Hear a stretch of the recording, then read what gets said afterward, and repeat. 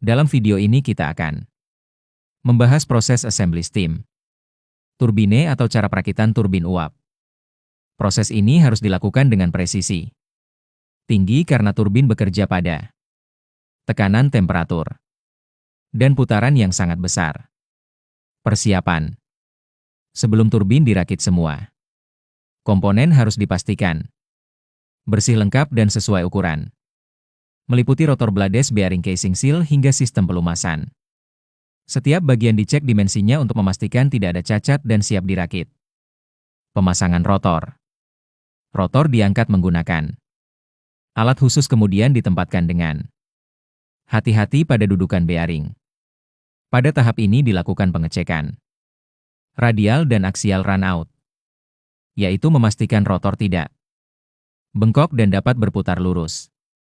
Langkah ini sangat penting demi menghindari vibrasi saat turbin beroperasi. Pemasangan blades.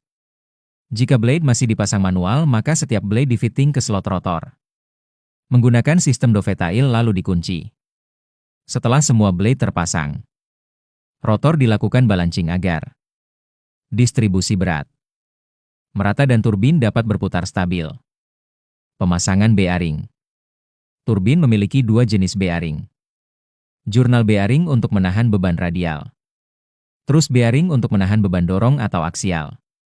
Semua bearing harus dipasang dengan clearance yang tepat karena celahnya sangat kecil, bahkan ukurannya hanya beberapa mikrometer.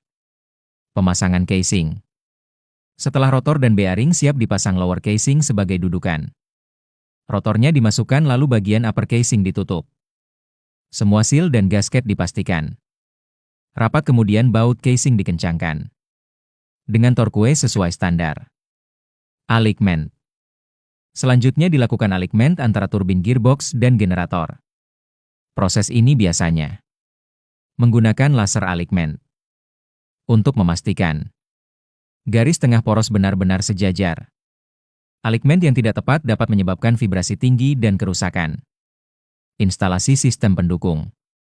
Berbagai sistem pendukung dipasang seperti pipa lube oil, control oil system, main steam valve, drain pipe, dan venting system.